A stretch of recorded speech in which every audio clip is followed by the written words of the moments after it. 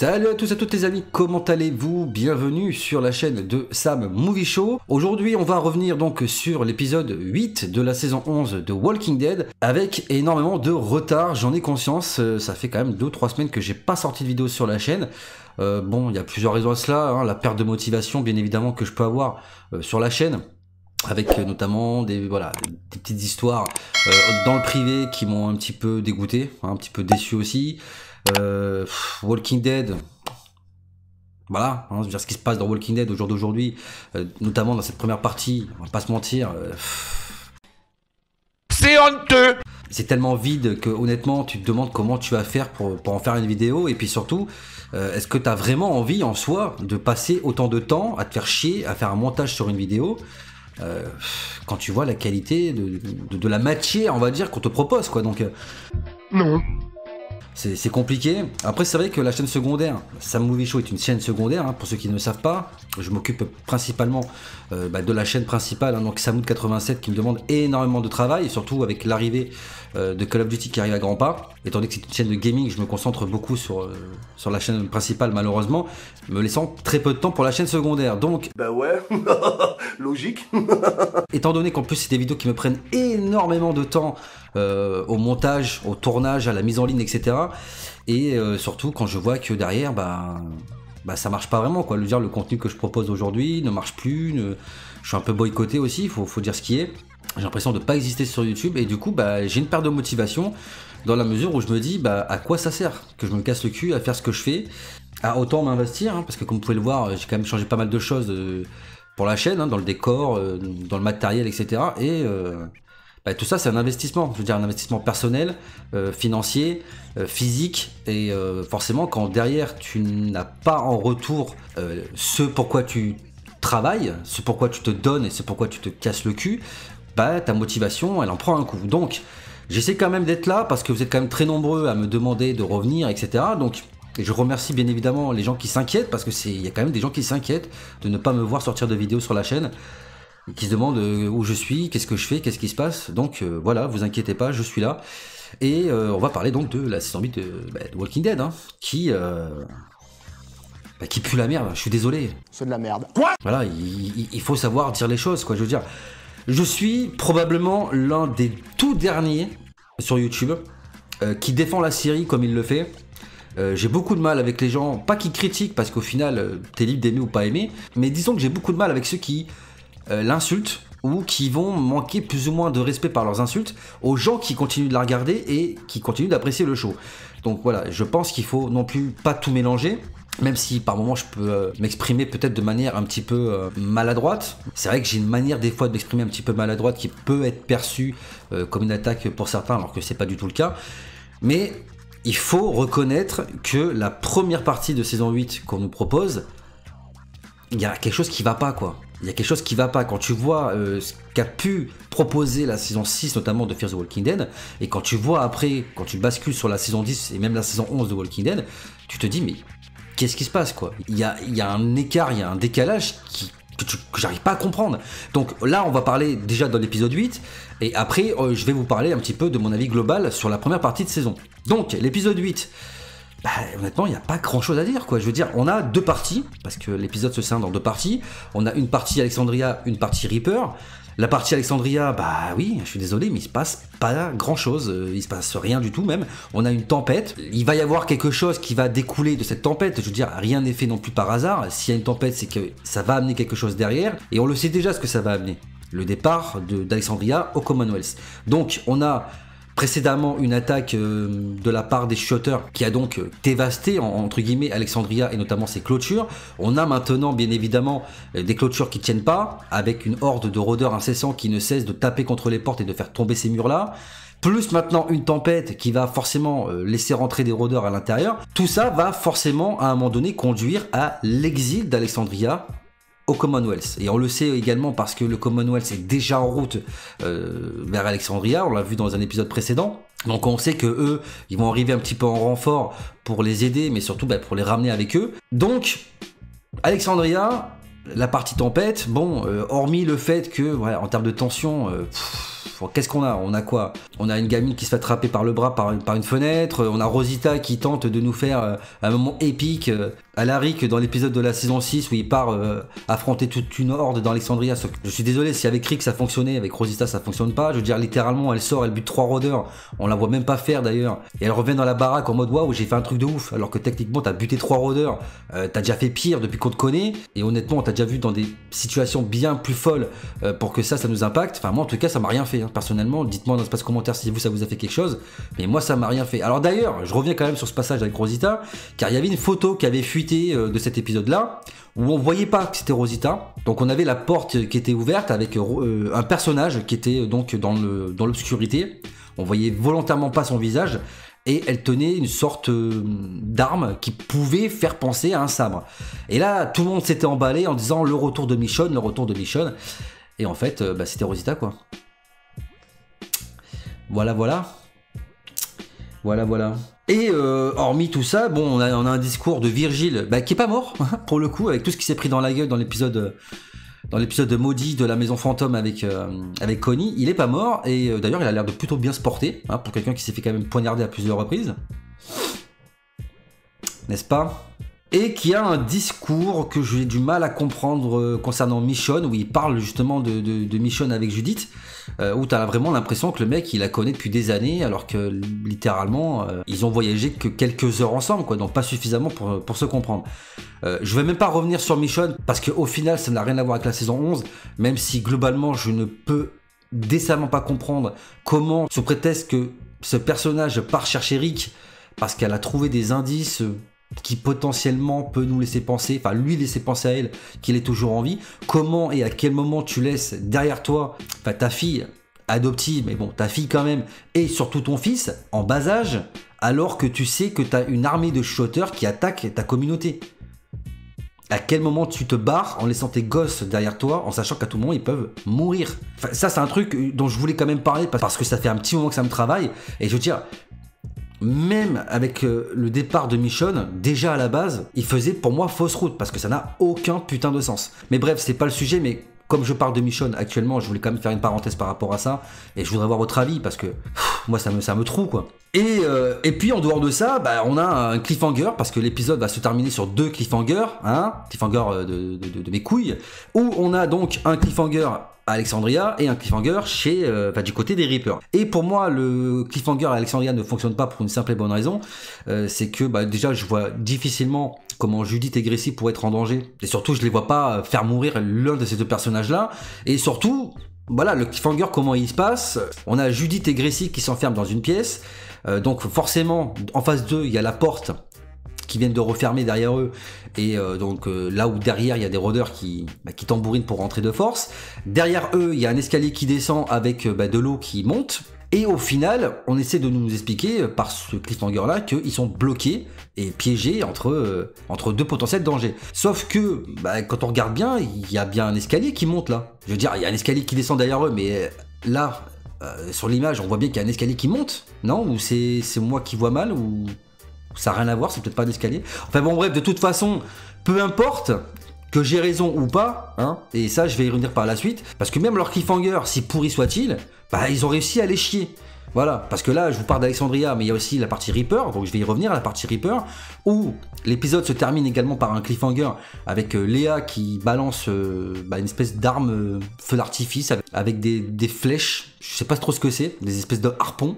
Et donc en bas, donc là où se dirige l'attaque de cette machine, il y a Maggie, Negan, et donc il n'y a pas de Père Gabriel vu que lui il est en hauteur avec son fusil de sniper. Donc je crois qu'il y a un autre personnage, je sais plus qui c'est, il me semble qu'ils sont 3. Et donc voilà comment se termine l'épisode. Donc on a la partie avec Alexandria que je viens de vous dire, et la partie donc avec Léa qui potentiellement met en danger Maggie et Negan. Alors les cliffhangers déjà sont très mal faits, et surtout les gars, vous avez littéralement tout spoilé, vous avez tout niqué en 30 secondes en balançant la bande-annonce. La bande-annonce de quoi, vous allez me dire? Eh bien la bande-annonce de la deuxième partie de saison 8, où littéralement tous les personnages que tu vois en danger dans leur putain de cliffhanger, tu les revois dans la bande-annonce. Et donc tu sais qu'il va rien leur arriver. Donc ça n'a servi à rien. Donc l'épisode est pourri. Déjà rien que là, l'épisode, pour moi, il est totalement foiré. De plus, il se passe encore une fois rien du tout, parce que là on va parler maintenant des Reapers. On a quoi? On a Daryl qui va buter un Reaper juste après lui avoir proposé une cigarette. Mais c'est pas bien ça. Daryl, faut pas faire ça. Hein. C'est pas très gentil quand même de faire ça. Et les conventions de Megève, enfin. Merde. Bon, là je déconne, hein, forcément, mais... putain, je veux dire, les Reapers, quoi. Les Reapers, mais oh my god, qu'est-ce que vous avez fait avec les Reapers? Il y avait tellement de potentiel avec les Reapers que je comprends pas où est-ce qu'ils vont, quoi. Je comprends pas où ils vont. On a littéralement le personnage le plus badass, hein, qui est donc le chef, qui s'appelle Pop, qui se fait buter, mais en 3 secondes. Oh. Putain, quand j'y repense, ils nous ont refait une bêta. Ils nous ont refait une bêta, je suis désolé. Je veux dire, bêta, on est d'accord, hein, on est tous d'accord pour dire que le mec, c'est une putain d'armoire à glace. C'est le chef des chuchoteurs après la mort d'Alpha qui, elle aussi, est morte. Voilà, bah, même si dans les faits c'était intéressant la manière dont ça a été amené, avec Carol qui libère Negan, etc. Negan qui s'engouffre chez les chuchoteurs pour jouer un double jeu. Tout ça c'était réussi, mais punaise, est-ce que je suis le seul à avoir eu envie que la fin de bêta soit épique avec putain une vraie baston quoi. Là non, t'as littéralement Negan qui se pointe en mode ouh je suis là. L'autre il se retourne, il lui fonce dessus, il le met par terre.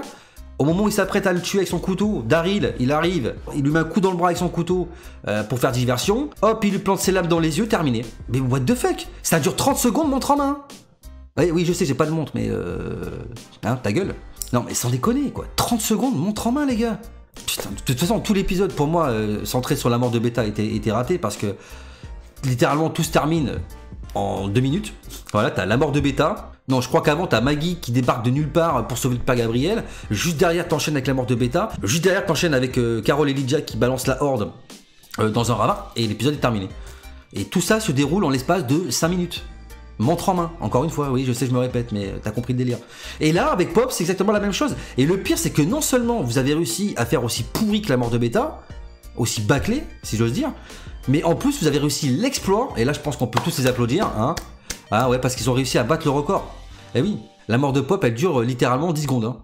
Le mec, il voit Daryl sortir son couteau, il se retourne en mode what the fuck is this? Et l'autre, elle arrive là, Léa, elle lui plante un couteau dans la gorge, terminé. Voilà. C'était une fin de tournage pour l'inutile. On peut l'applaudir s'il vous plaît. Voilà, le personnage qui sert à rien vient de mourir là. Voilà. Ah, bordel de merde, mais qu'est-ce que vous avez fait? Et littéralement, voilà, là je vous ai résumé l'épisode 8. Hein. Donc voilà, salut, c'était Sam Movie Show, abonnez-vous, la cloche, tout ça. Et ciao, ouais, moi je me casse. Voilà, la vidéo terminée, hein, vous pouvez vous barrer, hein, ciao, allez, salut.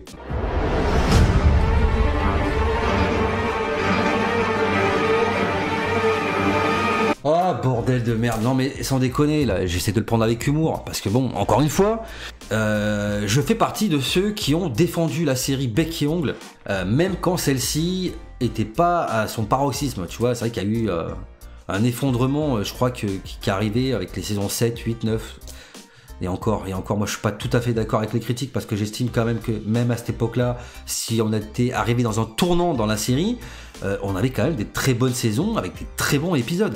Même la saison 9 pour moi reste une saison qui était peut-être pas l'une des meilleures, mais quand même on a dans cette saison une bonne partie des épisodes qui restent les épisodes les plus épiques que l'on ait pu voir. Je veux dire, entre l'épisode avec la disparition de Rick, enfin même l'épisode avec les pics, je veux dire, peut-être que dans la manière dont c'était montré c'était pas forcément réussi, mais quand même c'était assez choquant. Ça faisait longtemps qu'on n'avait pas eu d'ailleurs un moment aussi choquant que ça et marquant, avec plein de morts dans un seul épisode. On a l'épisode avec Michonne où elle est enceinte et elle se bat contre des gosses, elle bute tout le monde. Enfin, c'était chaud quand même. Hein. On a l'épisode avec la mort de Jésus, on a l'arrivée des shooters, enfin l'ellipse avec Judith qui a grandi, qui sauve tout le monde dans le même épisode où Rick s'en va. Enfin, il y a plein de moments géniaux. Je parle même pas de l'épisode avec Michonne où elle a les flashbacks où elle se retrouve avec dans le passé avec Andrea, sa rencontre avec Negan, etc. où on revoit tout le monde à genoux comme dans l'épisode 1 de la saison 7. Enfin, on a quand même eu des bons moments dans les épisodes, enfin dans les saisons précédentes, mais c'est vrai que je trouve qu'il y a eu un déclin total à partir de la saison 10. Pour moi, c'est vraiment là où la série, t'es là en train de te dire mais qu'est-ce que vous êtes en train de branler quoi. Et la saison 11, bah je suis désolé quoi. Et ça a commencé pourtant très bien, je veux dire, on a les 3 premiers épisodes, enfin au moins toute la partie jusqu'à ce que nos héros sortent du métro. Jusqu'à là pour moi c'était plutôt bien réussi, avec de la tension, un huis clos assez assez angoissant, etc. Une attaque d'une nouvelle communauté qui avait l'air assez ouf. Non, parce que clairement, les Reapers, la première fois que tu les vois, bah, ça colle avec ce que dit Maggie. Hein. Ils débarquent la nuit, tu les vois pas arriver, et quand ils sont là, t'es mort. Bah, c'est exactement ce qui se passe dans cet épisode-là. Déjà, ils sortent, ils les voient pas arriver, alors que littéralement, ils arrivent en phase 2. Hein. Bon, ça, c'est encore notre problème. Et quand ils arrivent, ils butent tout le monde. Le groupe de Maggie se fait exterminer en 3 secondes. Et puis au final, bah, tu vois que ça s'essouffle. Dire les Reapers, ils font n'importe quoi, ils sont censés traquer des gens, alors que c'est quand même censé être... on nous les vend comme des ninjas furtifs, etc. Ils débarquent, et je le dis dans la vidéo réaction, mais ils débarquent en défonçant les portes, en mode... comme des CRS, tu vois, en mode « Hey, c'est bon, c'est cool, y a personne ici !» Ils gueulent partout, alors que potentiellement les mecs qui recherchent pourraient juste se cacher dans la pièce d'à côté. Non, enfin je veux dire, ça colle pas. Et puis là où ça colle pas surtout, c'est que comment cette communauté-là a pu autant mettre à mal la communauté de Maggie.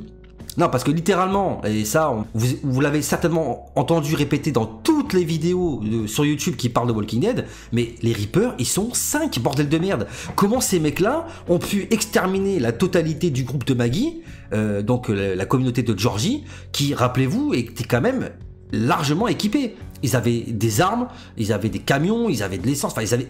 On n'a jamais vu la communauté de Georgie au final, donc on ne sait pas combien ils étaient. Potentiellement, c'est vrai qu'ils étaient peut-être pas forcément des mille et des cents. Je n'ai plus l'épisode en tête pour savoir si Georgie parle du nombre de personnes qu'il y a dans sa communauté. Mais bordel quoi, ils sont 5 les mecs. Alors bon, ils sont 5 au moment où on voit l'épisode. Enfin, ils sont un peu plus, hein, je dis 5, mais ils sont quoi, allez, 8, 10 à tout péter quoi. Moins ceux qui se font tuer, bien évidemment, par le groupe d'Alexandria durant la première partie de saison, moins bien évidemment toutes les personnes qui sont mortes lors de l'attaque du groupe de Georgie et de Maggie, parce que j'imagine bien que les Reapers devaient être un peu plus nombreux à ce moment-là, et que Maggie et les siens a eux aussi fait des dégâts dans la communauté ennemie des Reapers. Mais ça justifie pas qu'ils soient si peu nombreux, parce que clairement... Putain, même les shooters, déjà, j'avais du mal à comprendre comment ils n'arrivaient pas à tous les exterminer, alors qu'au final, ça aurait été simple. Mais bon, on nous vendait ça comme quelque chose de difficile parce que déjà, il n'y avait pas d'armes. Pas de munitions, pas d'armes à feu, rien du tout. Donc, un peu plus compliqué d'attaquer une horde, d'attaquer un groupe d'ennemis qui se cachent en plus potentiellement derrière des zombies, quoi. Enfin, des rôdeurs, pardon. Mais là... Techniquement, je pense que si tu prends tout Alexandria et que tu fonces tête baissée dans les Reapers, tu les extermines tous. En 2 heures, c'est plié, quoi. Et c'est là, je pense qu'il y a un vrai problème. Pour moi, le vrai problème, il est là. La communauté des Reapers n'est pas suffisamment nombreuse et on ne la vend pas suffisamment comme des gens étant potentiellement dangereux pour la communauté d'Alexandria, parce qu'ils ont vu pire. Je veux dire, on va pas se mentir, entre Woodbury et le gouverneur, Negan et les sauveurs, les Wolves, les chuchoteurs, les cannibales du Terminus, etc. Enfin bref, j'ai pas épilogué, mais ils en ont vu des tas, et bien plus dangereux que ces mecs-là, et bien plus nombreux surtout. Bien plus nombreux, je veux dire. Ils ont quand même réussi, le groupe de Rick et tout ça, à venir à bout de la horde de Negan, alors qu'ils étaient potentiellement 3 ou 4 fois plus nombreux qu'eux. Là, littéralement, les Reapers, excusez-moi, quoi. Je vais me répéter, mais s'ils se mettent tous à leur foncer dans le cul, en 10 minutes, c'est terminé le bordel. Faut arrêter de prendre les gens pour des cons. Alors qu'encore une fois, si on nous avait vendu une communauté des Reapers beaucoup plus nombreuse, on aurait pu faire un truc comme quoi, parce que voilà, Maggie, tout le long de l'épisode, putain, ça aussi j'avais oublié, elle prend la tête à vouloir absolument partir dans un endroit précis qui s'appelle le Méridien. D'ailleurs, je crois que c'est là où était sa communauté à l'époque, pour récupérer de la bouffe. Sauf que tout le monde meurt à côté d'elle et elle nous fait une carole avec sa grotte, tu sais, avec les shooters. Eh non, il faut y aller. Bref, tout le monde meurt, mais elle s'en bat les couilles. Ok. Et elle écoute personne, elle en fait qu'à sa tête. Bon, ça c'est encore un autre problème, mais c'est vrai que c'était chiant. C'était chiant, quoi. Je veux dire, Maggie, elle revient pour être casse-couille, c'est... Non. Mais même ça, je veux dire, putain, même le retour de Maggie, ils arrivent à le foirer parce qu'ils arrivent à nous rendre ce personnage-là détestable. Alors que c'est un personnage qu'on aime. Enfin bref. Moi, ce que j'aurais voulu, c'est que la communauté, encore une fois, soit plus grosse, qu'elle fasse battre en retraite, donc le groupe de Maggie, qui irait se retrancher à Alexandria, avec donc les Reapers qui viennent attaquer Alexandria, et on aurait donc le Commonwealth qui là arrivera en renfort pour exterminer les Reapers, et après ramener tout le monde donc au Commonwealth, terminé, et on aurait eu quand même quelque chose de beaucoup plus intéressant à voir dans cette première partie. Et pareil concernant Maggie, je veux dire, au lieu d'avoir des monologues interminables pendant 2 épisodes ou 3, je sais plus, où elle parle de son passé, ou pendant 5-10 minutes entières, elle est là, blablabla, et toi t'es là, tu regardes l'épisode, t'es comme ça. putain, mais elle parle encore là, il reste combien de temps à regarder là? Non mais littéralement j'étais là. Puis même en termes de vidéo réaction, qu'est-ce que tu veux faire en vidéo réaction quand littéralement tous les épisodes c'est ça quoi, c'est blablabla blablabla blablabla, il se passe rien. Bref, et honnêtement, soyez honnête avec moi, vous auriez pas préféré avoir des flashbacks sur Maggie, avoir un épisode même, pourquoi pas, centré uniquement sur Maggie, où on l'aurait vu à partir du moment où elle quitte la colline après la mort de Rick, jusqu'au moment où elle va rejoindre Georgie et son groupe, et jusqu'au moment où elle revient pour, certes, aider la communauté à se débarrasser des Shotters, mais aussi pour qu'elle aussi, on l'aide à se débarrasser des Reapers. Et je pense que ça aurait été largement plus intéressant. Quand elle raconte toute son histoire avec la maison de l'horreur, ben, j'aurais préféré le voir ça, plutôt qu'elle me le raconte. Vous voyez ce que je veux dire? Et je pense que là-dessus, on est quand même plus ou moins tous d'accord. Bref, la saison, la première partie de saison 11, honnêtement, bah, je suis assez déçu, voilà, parce que bon, on a le Commonwealth, certes, on a le Commonwealth qui est une partie intéressante. C'est une partie, je pense que pour tout le monde c'est la même chose. On a tous envie de voir le Commonwealth et de voir comment ça se passe. Mais même ça, j'ai envie de vous dire, bah, la plupart du temps, on se fait chier au Commonwealth. Il se passe rien. Il se passe rien, c'est long à se mettre en place. Tu sens qu'ils étirent les épisodes, quoi. La première partie, à mon avis, elle serait pas là. Ça serait pareil, quoi. Donc, à mon avis, les choses vont bouger un peu plus dans la partie 2 et encore plus, j'imagine, dans la partie 3. Bon, enfin, techniquement, c'est partie A, B, C, mais bon, c'est pareil. Hein. Tu peux dire 1, 2, 3, c'est pareil. Partie B qui va donc arriver en février. Et honnêtement, je vous le dis, ils sont intérêts à se bouger le cul dans la partie B. Parce que là, honnêtement, le peu qu'on a vu, ça casse pas 3 pattes à un canard. Ça casse pas 3 pattes à un canard. Il y a encore des gens qui disent ça en 2021? Hein? Non, mais à part moi. Ah ouais, personne. Hein. Ah non, je parle à personne hein, parce que je suis tout seul comme une merde.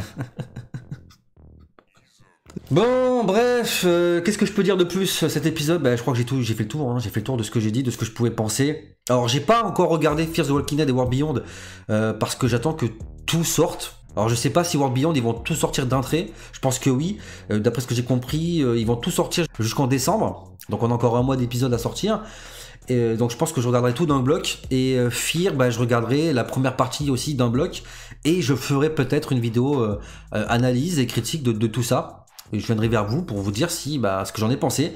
Bien évidemment. Alors, vous avez pensé quoi de cet épisode 8? Mais surtout, qu'est-ce que vous avez pensé de la saison 11? Parce qu'il y a ça aussi. Il y a eu beaucoup de tensions de la part des youtubeurs autour de la saison 11 de Walking Dead. Voilà, certains clashs, comme je l'ai dit en début de vidéo, mais ça, je vais pas y revenir dessus. On a aussi des youtubeurs qui ont été dégoûtés. Voilà, je pense que vous avez pu le constater, il y en a beaucoup qui ont dit bah, les vidéos réactions c'est terminé, machin, etc. Donc je suis pas le seul à être déçu. Voilà, je veux dire, si je vous sors la vidéo 3 semaines après tout le monde, c'est pas pour rien, c'est que même moi j'étais là à me dire mais qu'est-ce que je vais faire quoi? Parce que vidéo réaction, il était hors de question que j'en fasse une, faut pas déconner. Et puis en critique, j'allais me dire, enfin, même moi, je me disais mais je vais faire une vidéo critique, qu'est-ce que je vais bien pouvoir dire dessus? Parce que c'est tellement vide, il y a tellement rien à dire. Et puis c'est un foutage de gueule complet quoi, je veux dire, la communication de Walking Dead, parce que ça c'est un truc que je voulais quand même vous en parler, parce que je parlais tout à l'heure donc de ces cliffhangers qui étaient bâclés et surtout complètement spoliés juste après par rapport à la bande-annonce. Là on est à l'image de tout ce qui se fait depuis quelques années quoi. Je veux dire par exemple le départ de Rick, on a été impacté dans l'épisode, je dis pas le contraire, parce qu'on est tous là à se demander est-ce que le mec va mourir ou pas. Et donc forcément on était tous en haleine, on avait tous peur. Mais vous croyez pas que ça aurait été quand même plus fort en termes d'impact si ces mecs là de Walking Dead, de la communication, nous avaient pas vendu juste avant l'épisode que ça allait être le dernier de Rick avec The Last Episode of Rick. Enfin c'était vendu comme ça, on savait déjà que ça allait être son dernier épisode. Pourquoi vous faites ça? Ils ont fait pareil avec Michonne, on savait déjà bien avant l'épisode où elle s'en va, on savait qu'elle allait partir. Pareil pour le spin-off avec Daryl et Carol, et je pense que j'exagère pas quand je dis 1 an, hein. Ça fait au moins 1 an qu'on sait qu'il y aura un spin-off centré sur Daryl et Carol. Ce qui fait que potentiellement, on nous spoil que Daryl et Carol ne vont jamais mourir. On sait qu'il va rien leur arriver, et à chaque fois, c'est la conséquence de tout ça, et c'est là où c'est dramatique, c'est qu'à chaque fois que ces deux personnages-là sont en danger ou seront en danger par la suite, ça nous fera ni chaud ni froid, parce qu'on sait qu'il va rien leur arriver, vu qu'il va y avoir un spin-off par la suite. Donc, pourquoi vous faites ça? Ou alors, et là par contre ça serait très fort, le spin-off centré sur Daryl et Carol, c'est de la flûte. C'est complètement du vent. On nous fait croire ça justement parce que potentiellement il va arriver quelque chose à Daryl et Carol, et comme ils veulent pas le spoiler, bah ils te font croire qu'il y a un spin-off sur eux. Comme ça, toi, bah à chaque fois que tu vois Daryl et Carol en danger, bah t'es là en mode ouais super, il va rien arriver. Jusqu'au jour où bim, il y en a un qui meurt et là bah t'es en PLS, hein. Non, vous y croyez pas, hein. Bah moi non plus en fait, hein. Moi non plus j'y crois pas. Je pense qu'ils sont même pas assez intelligents pour faire un truc pareil. Mais c'est là que c'est encore dramatique. Voilà, et arrêtez, je veux dire, arrêtez dans votre communication de nous spoiler, de vous spoiler vous aussi, parce qu'au final, vous chiez sur votre travail. Et c'est dramatique. Enfin bref les amis, je pense que je vais pas épiloguer pendant 50 ans. Je pense que j'ai dit ce que j'avais à dire par rapport à cet épisode-là et ce que je pensais de la saison 11. J'ai vraiment encore de l'espoir, parce que je me dis c'est la dernière saison. Je me dis c'est pas possible, il va se passer quelque chose. Voilà, ils vont sortir les doigts et ils vont nous faire un final épique. Je veux dire, prenez Game of Thrones, on a eu des épisodes phénoménales et la fin était merdique. Là-dessus on est tous d'accord, la fin était merdique, bâclée, etc. Moi ce que j'aimerais c'est que Walking Dead ça soit l'inverse. C'est-à-dire qu'on ait des épisodes un peu pourris au début et qu'à la fin ça parte en apothéose. Après on sait qu'on a également World Beyond et Fear the Walking Dead. Est-ce que potentiellement tous ces personnages là vont tous se réunir à la fin? Moi j'aimerais vraiment que la saison 11 se termine avec un cliffhanger sur Rick. Je veux dire, je suis d'accord qu'il y a beaucoup de gens qui sont pas pour le retour de Rick dans la saison 11 parce que ça détruirait quelque part son départ et ce qu'ils veulent faire par la suite dans les films de Rick. Mais moi je suis désolé, je pars du principe que la série a commencé avec ce personnage là, elle doit se terminer avec lui. Donc moi je veux que les dernières minutes on voit, je sais pas, quelqu'un qui parle, un personnage qui est de dos, et là il se retourne et tu vois que c'est Rick, bim, ça se termine comme ça, et la suite dans les films. Enfin dites-moi ce que vous en pensez, mais moi je veux que la dernière image que l'on voit de la saison 11 de Walking Dead, c'est Rick. Voilà. Je dis pas qu'il faut qu'il revienne et qu'on le voit dans plusieurs épisodes ou qu'il soit là dans tout un épisode complet, mais il faut au moins que les dernières images que l'on voit soient sur Rick. Même si c'est une photo ou un truc n'importe quoi, mais il faut qu'on utilise les films de Rick, mais surtout il faut qu'on le voie. La série doit se terminer avec Rick. Bref les amis, je vais arrêter là pour aujourd'hui. J'aimerais avoir votre opinion et votre avis par rapport donc à cet épisode 8. Mais aussi par rapport à l'intégralité de la partie de la saison 11. Dites-moi ce que vous avez ressenti. J'aimerais que vous me disiez dans l'espace commentaire de la vidéo qu'est-ce qui vous a plu, qu'est-ce qui vous a déplu. Est-ce que vous croyez encore au potentiel de Walking Dead et est-ce que vous aussi vous avez espoir que la série se termine en apothéose, surtout que bah ils en sont capables. Je veux dire, j'ai pas regardé la saison 7 de Fear the Walking Dead, mais la saison 6 pour moi était magnifique. Je pense qu'elle a supplanté largement et elle a même dépassé, j'ai envie de dire, la série mère au jour d'aujourd'hui en termes d'écriture, de mise en scène, de musique, de tout en fait. Tout est meilleur dans Fear the Walking Dead, en tout cas dans la saison 6. La saison 7, j'ai pas regardé encore une fois, donc je vais pas me spoiler. Et merci de ne pas le faire, hein, vous serez gentil. Et voilà, moi je pense qu'il y a moyen, encore une fois, de faire quelque chose de bien. Et s'il vous plaît, ne ratez pas la fin de cette série, s'il vous plaît. Bref, voilà les amis, déchaînez-vous dans l'espace commentaire de la vidéo. Je me ferai un plaisir bien évidemment de vous lire et de vous répondre comme d'habitude. Si la vidéo vous a plu, n'oubliez pas de vous abonner bien évidemment à la chaîne si c'est pas déjà fait. Lâchez un gros pouce bleu sur la vidéo pour montrer que vous soutenez la chaîne. Je rappelle que si parmi vous il y a des gens qui souhaiteraient aider davantage la chaîne, voilà, de manière financière via des dons, etc., vous pouvez le faire grâce à Utip. Voilà, vous pouvez bien évidemment donner ce que vous voulez. Je n'incite personne à se mettre dans la merde tout simplement parce que j'aime bien ça, mais j'aime bien ce qu'il fait, donc je vais dépenser donc l'argent que j'avais mis de côté pour les études de ma petite dernière. Bon, j'exagère. Non, mais vraiment, donnez si vous pouvez. Si vous pouvez pas, je vous en voudrais pas. Mais si vous voulez le faire, sachez que vous pouvez le faire donc sur YouTube qui est disponible dans la description de la vidéo. Vous pouvez me suivre bien évidemment sur tous les réseaux sociaux disponibles dans la description également de la vidéo et n'oubliez pas d'actionner la cloche des notifications pour ne pas rater des prochaines sorties vidéo de la chaîne, si tant est que je ne mette pas tout le temps 3 semaines pour les faire, hein.